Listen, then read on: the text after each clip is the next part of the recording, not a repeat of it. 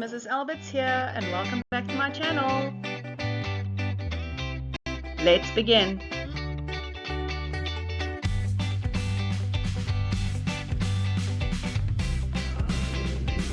Right, let's look at vraestel 2, November 2018. Let's break this one down.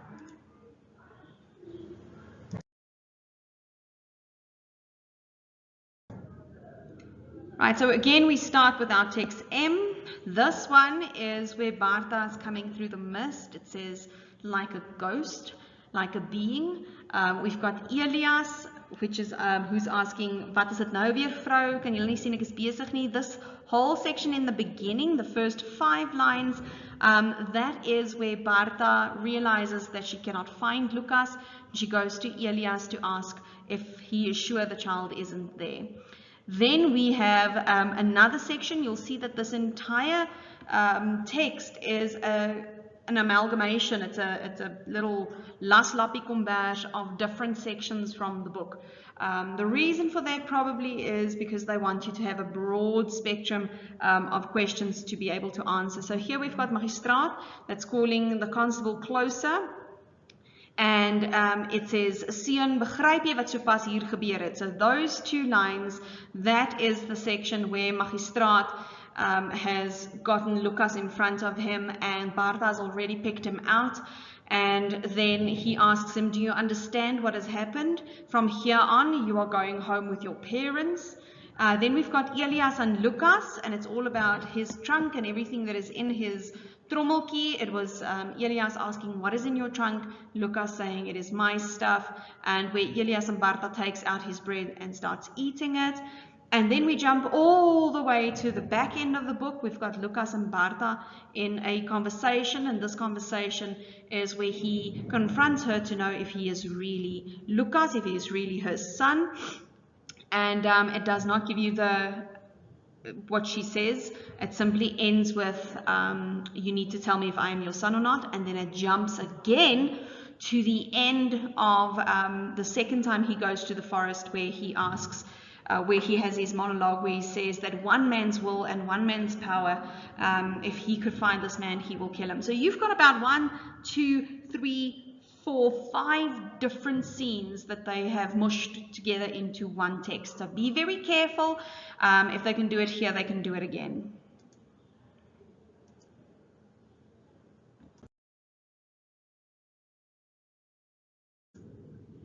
Right, 7.1. Kies die korrekte antwoord om die sin mee te voltooi, skryf slegs die letter langs die vraagnommer neer. Barta kom soos 'n gedaante deur die mis aan. Die funksie van die mis in hierdie toneel is om. So you've got that scene where Barta is coming through the mist. They are asking you, what is the function of the mist in this scene? Die gehoor by die gebeure te betrek, so to draw the audience in with what is happening, the characters, to help identify the characters, and B, C, a somber or gloomy atmosphere, to create a gloomy atmosphere, and D, om agtergrondinligting te gee, to give background information. Now when you look at these ones, obviously it has to be C, because it gives you the gloomy atmosphere. Then 7.2, wie was die magistraat wat besluit het dat Benjamin die van Rooyen se seun was? So you have to literally say the name of the man who was the magistrate. So what was his name? His name was Mr. Goldsberry. You cannot say magistraat because that's not his name. 7.3, Fiela het vir Benjamin voorberei op moontlike vrae wat hulle vir hom in die hof kon vra. Noem 3 van hierdie vrae. So any 3 questions that she prepared him for before he went in to the magistrate's office. So 3 questions. It was, what was your name? Who is your mother? Who is your father? Where do you stay? How did you become a komoti? And do you have money? It was just basic questions. If you have any 3 of these or any others that might have been left out, great.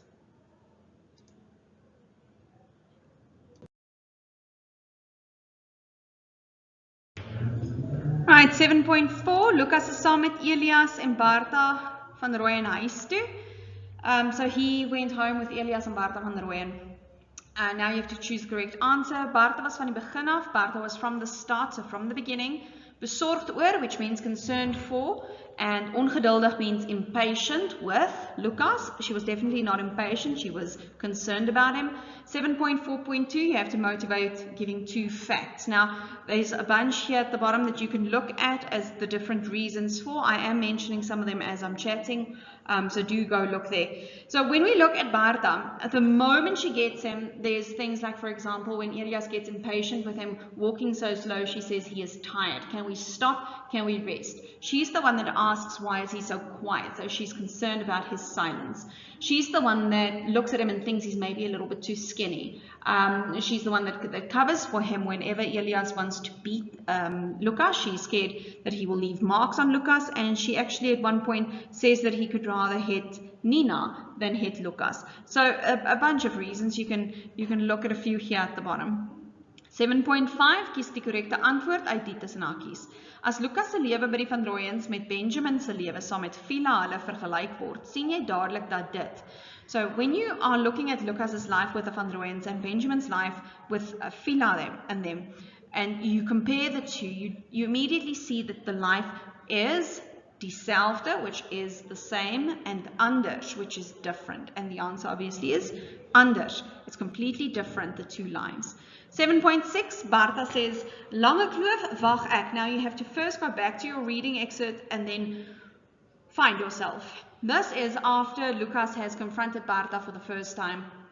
And he speaks about having gone back to the lange kloof, and he wants to know if he is in fact their child. Wat kan ons uit hierdie skokreaksie van Barta aflei? So what can we deduce from Barta's reaction here? Barta does not want Benjamin to find out the truth. She doesn't want Benjamin to know that she lied. She doesn't want Lucas to know, Lucas to choose the Kamotis above them. She doesn't want him to go back to Langekloof. And also at this point, she doesn't want to speak to Lucas because she probably knows what he is going to ask of her.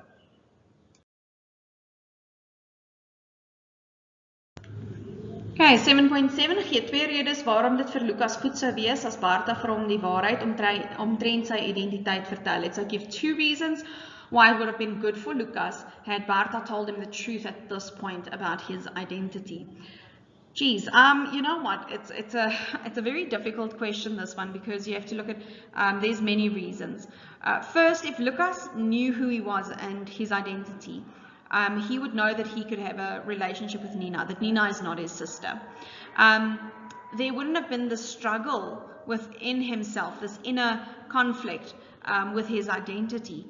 He probably would have been able to continue with his life quicker. He wouldn't have wondered where he fits in.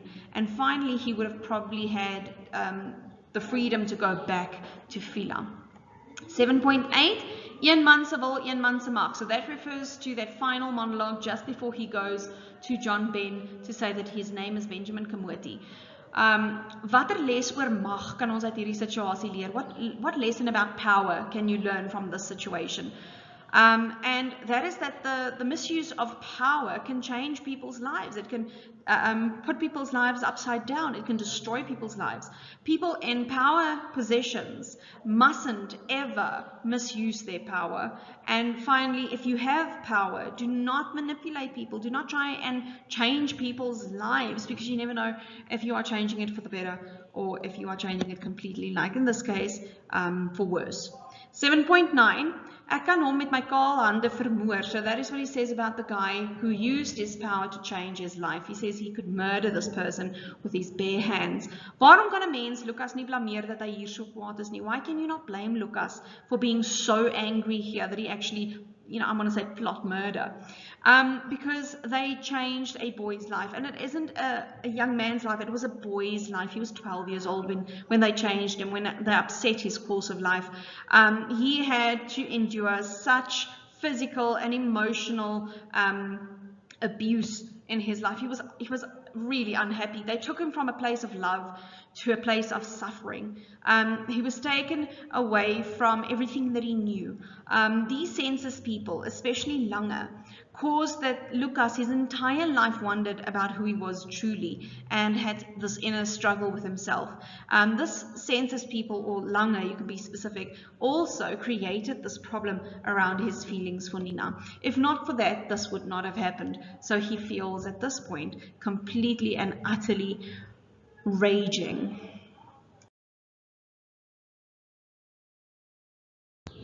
Okay, so 7.10, as we are starting this one, my little pencil man tells you, and this is really truly true, a paragraph question where you have to fill in the missing words is exceptionally difficult. So make sure that you understand the context of the paragraph first before you start. So you have to fill in 4 words. So let's look at the context. Barta was haar hele lewe deur gewoon daaraan dat haar man vir haar voorgeskryf het wat om te doen. So Barta has been used to her entire life that her husband, and then you have to enter something, would tell her what to do. So what will you enter there? His name, Elias. Daarom het sy haar die dag in die hof ook maklik deur die sensusman laat voorsê om die seentjie met die hempie te kies.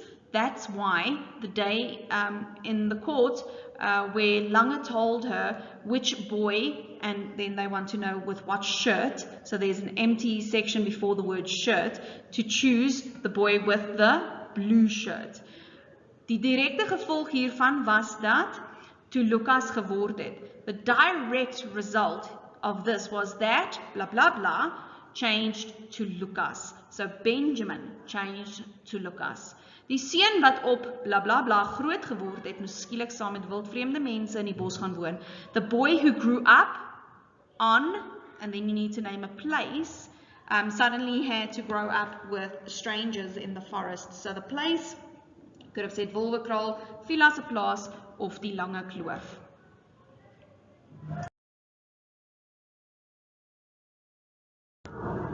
Okay, text N is a mashup of 2 different scenes. The first one is Seling and Fiela and Kitty, where they are writing the letter to Benjamin after he went home to Lange Kloof and reunited with his Komoti family, and also told Fiela that he was in love with his sister. She writes him a letter to say that if there's anything they can do for him, he must just let them know. And then the second one is Lucas and Ben, which is John Ben, where he comes back from finding out that he is not Lucas van Rooyen and that he chooses to be Benjamin Komoti, and that he is on his way to Miss Weatherbury to tell Nina probably how he feels.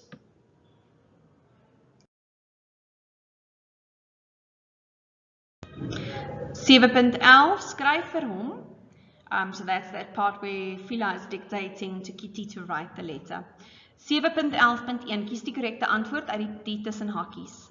Uit hierdie gedeelte is dit duidelik dat die inhoud van die brief bedoel was om vir Benjamin goed of hartseer te laat voel. So when you read that section again, this section this letter was supposed to uplift or make him feel good or make him feel sad.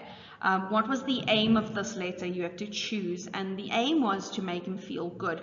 That is why she didn't include the part about Tolly, who was drinking and then he stabbed somebody and was sent to jail. She excludes that from the letter because this is an uplifting letter, a motivation letter. 7.11.2 Motiveer jou antwoord. Okay, so basically I said some of the answers now. So there was nothing negative in the letter.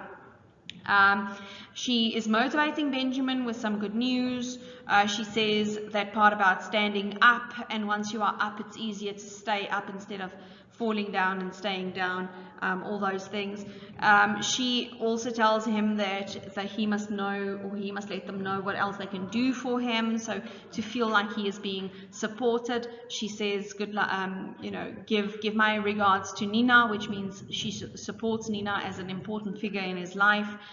She doesn't tell them about Tolly, and also you've got Seling, who's telling that lovely story about the ostriches, but that's not included in your memo, but I do believe that that's also an uplifting story. And then finally that Fiela is going to pray for him, or keep on praying for him. 7.12, af is makliker as op, maar as jy eers weer op is, kry jy krag om op te bly en. So that's that part about if you go down, it's easy to stay down, but once you are up, it's difficult. You know, you get your power back, and you get your power back to stay up. So that's that motivation section of the letter. Fiela het hierdie raad wat sy vir Benjamin gegee het, ook in haar eie lewe toegepas.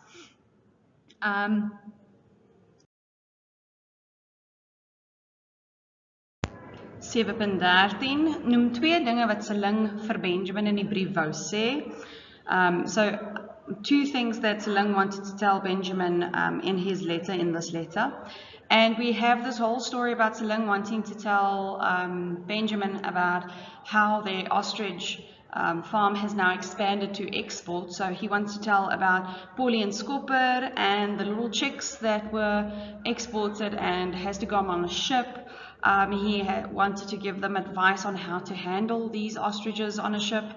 Anything in that regard would be sufficient for 7.13. 7.14, vir wie het Fiela groete gestuur? So who did she send her regards to? It was Nina. 7.15, kies die korrekte antwoord. Die feit dat Fiela die hele tyd vir Kitty instruksies gee, beklemtoon dat Fiela. So the fact that Fiela gives Kitty instructions emphasizes that Fiela, want to convince Benjamin to come home. B, she is serious on bringing her opinion over or giving her points over. C, that she sees Benjamin as a child. And then D, that she wants to make sure that the letter is not too thick. When you look at your 4 options there, there's only one that is a plausible one, and that is B. 7.16. Waarom kan jy saamstem met die raad wat Fiela vir Benjamin in reël 7 tot 9 gegee het? So that's the advice where she says, you know, it's easy to go and lie down, but it's, you know, difficult to get up. But once you are up, it's easier to keep going. So basically, keep your head up and get up from whatever life throws at you. It's a fact that people have to get up when things get difficult. You cannot keep lying down. You cannot let life walk all over you. You have to get up. That is a good form of motivation, how to deal with when problems come your way, how to handle life. It's basically just getting up and just facing whatever comes your way. So lovely advice from Fiela, a real motherly thing to tell her son. 7.17, ek moet na Miss Weatherbury se huis toe gaan. That's right at the end of your novel, basically last scene, where he tells John Ben that he is back, but he is now Benjamin Komoti, and he's going to farm in the Lange Kloof. And then he also says, but before he goes and tells Joop Stoep that he is back, he needs to go to Miss Weatherbury. We can assume that he is going to tell Nina who he is, maybe how he feels about her. Maybe even just saying, you know, he wants to speak to Nina. Anything in that regard would be fine there. 7.18. In hierdie drama lees ons van Benjamin en Lucas se soeke na identiteit. So it says the whole drama is about Benjamin's searching for his identity. You have to now match the statement or the story, what I want to say, the moment in the story to a structuur element, which is the structure element of how a drama is laid out. So the first one, we've got 7.18.1. Lucas chooses to be Fiela's son. He chooses to be Benjamin Komoti. Which one is that? That is your ontknoping, which is the denouement. It's the end of your novel when everything, you know, comes to an end. 7.18.2. Benjamin wonder die hele tyd wie hy regtig is. So Benjamin wonders who he is the whole time. That is basically your verwikkeling, which is when things are happening in your drama. It's where your characters develop. I want to say your development stage of your drama. 7.18.3. Barta vertel die waarheid oor Lucas. Finally, Barta tells the truth about Lucas. That is your climax. And climax in Afrikaans is jou hoogtepunt, or you could have said climax. 7.18.4, die censusmanne sien vir Benjamin by die Komoties. So census people see Benjamin at the Komoties, and that is your motoriese moment, the moment everything is set in motion.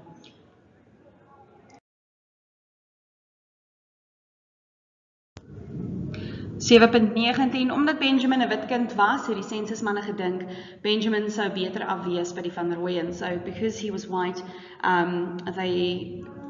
the census man thought that was longer, that he would be better off with the Van Rooyens. Why is this ironic? There's quite a lot of irony in this. So anything that contrasts how he used to live with the Communities versus how he lived with the Van Rooyens. The Van Rooyens were the people who treated him badly. Benjamin had a better life with the Communities. He was happier with the Communities. The Van Rooyens they were poor, and Fiela and them, they had land. You can also, I think, add here about education. There was better education with Fiela than there were with the Van Rooyens. And obviously Elias hurt Lucas, he beat him, he abused him, so anything in that regard would be fine for 7.19. 7.20, dan gaan ek terug. Lange kloof toe is the final line of your, or is in the final line of your book. Wat voorspel jy gaan met Benjamin gebeur as jy terugkeer Lange kloof toe? Hou die hele drama in gedagte. So you have to predict now what's going to happen with Benjamin. Remember, your book is an open ending. You have to now complete the thought. What is going to happen with Benjamin when he goes to the Lange kloof? When they say hold the whole drama in mind, please do not do something crazy like he's going to study and become a lawyer, or he's going to sue the government. You have to stand with the theme of your book. What do you think will happen? Quite obvious answers would be fine here. Don't go to the extreme. He is going to farm. He's going to be a successful ostrich farmer. He's going to marry Nina. He's going to look after Fiela and Seling when they get older, and he is going to be happy. Anything like that would be fine for 7.20. 7.21. Waarom kan 'n mens verstaan dat Lucas as jong man weer sy naam verander na die naam wat hy as kind gehad het? So why can we understand that Lucas wants to change his name back to Benjamin Community, the name he had as a child? Well, it's everything that is linked to that name, Lucas van Rooyen, that he wants to get rid of. In his heart, he's always been a Community. That is his identity. He was happy as a Community. He knew who he was when he was a Community. And if he's a Community, nobody's going to think strange when he marries Nina. He chooses to be Community because it's an honorable name. It's a name that made him happy in the past. And then Lucas was never part of the Van Rooyen family. He never identified with them, and it is like he's getting rid of the bad history when he gets rid of his name and chooses his original name. There you go, guys. Thanks for watching, guys. Remember, if you've got any questions, you can follow me on Instagram at Afrikaans Classroom. Please subscribe to my channel for more videos, like and share.